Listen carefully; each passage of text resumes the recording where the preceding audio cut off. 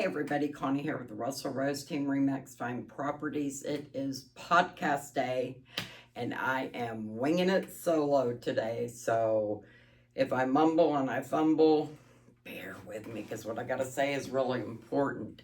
What I want to talk to you about today is shopping for a home on a budget. You've done the work, you've got your pre-approval, now it's time to go look at homes. The biggest mistake that we are seeing right now is that let's just use 275,000 is your pre-approval amount. Well, great. It's a good pre-approval, especially here in Abilene. The mistake we're seeing is that buyers want to go shop for homes that are 300,000 and they are believing that somewhere along the line the seller is going to come down $25,000. In addition to that, they want the seller to contribute to their closing cost. Very, very rare that that would ever happen. So it's kind of like this. If I go to the mall, it's Christmas time. We're getting close. It's September, 2nd? So it's getting close. We go to the mall. We have our credit card. We have a balance on there of $1,000. That's what we've got to spend. You're not going to go into that store and say, "Oh, all my items rang up to $1,500. I need you to give me a discount of $500 so that I can go ahead and purchase this." It's kind of the same concept with buying a home. You want to know what your buying power is before you go, just like at the mall. You want to know what your budget is, just like at the mall.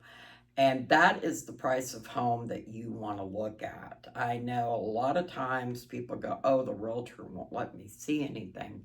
It's not that we don't want you to see the home.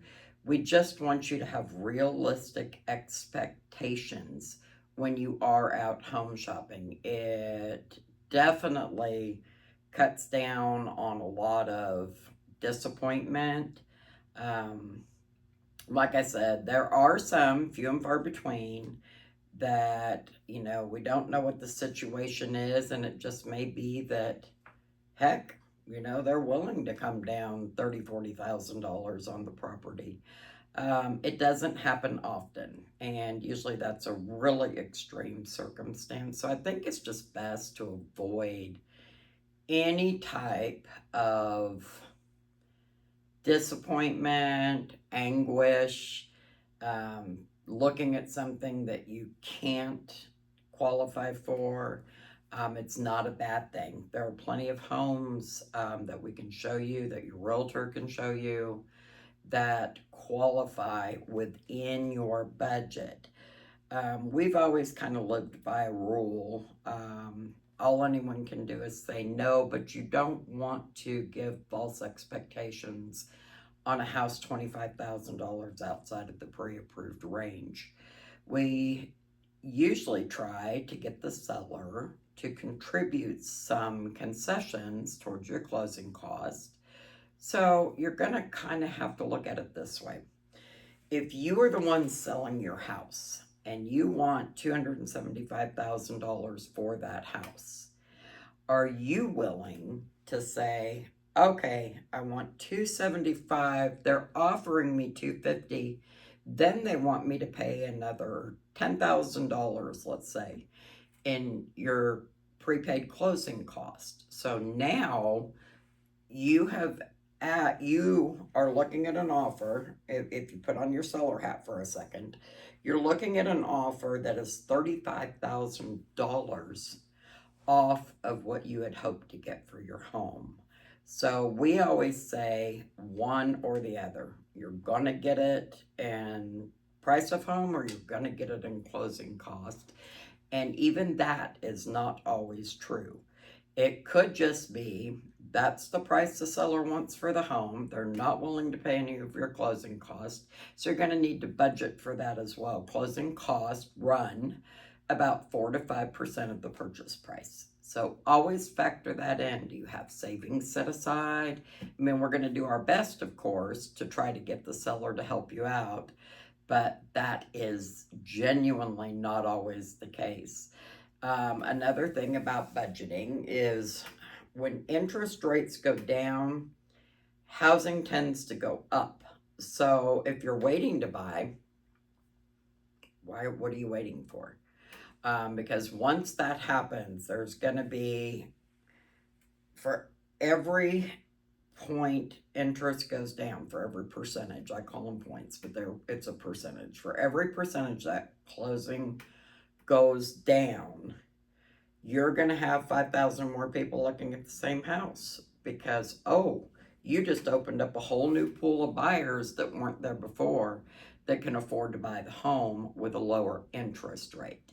It changes the dynamic. So it's something too that you need to consider while you're budgeting for your home and you're shopping within your budget. You need to go ahead and jump on that house that you love so much while you can, instead of holding out and waiting for interest rates to come down again, because here's these 5,000 other people that are waiting for the interest rate to come down. So that house that's 275 that wasn't in their budget, interest just dropped, it's now in their budget, and you are competing against a whole bunch of people that want that same house. So let's keep that in mind, guys, when we're out shopping for a home. Keep it within your budget. Keep your expectations realistic. There is nothing more heartbreaking to us than, somebody insisting on seeing a home above their budget with the expectation that the seller is going to come down to a price that they're comfortable with. It's very discerning, and honestly, we get so emotionally invested in our clients that it's sad. Yes, all anyone can do is say no, but how many times do you want to hear no? Let's shoot for something that you can absolutely obtain within your pre-approval and see where we can go with that. That's my 2 cents on that. Another thing, I'm really not trying to harp on this again, but I did see something I thought you guys might want to hear about. The main plaintiff in this big, gigantic NAR lawsuit, the one that won this $418 million, and this group of plaintiffs that said buyer fees, they 3%, they were stuck with that, and they didn't have any options. They couldn't sell her for sell by owner. They couldn't find another realtor in the 13,000 that are around where they live, and they were forced to pay 3% out to a buyer's agent. Well, guess what this guy has done?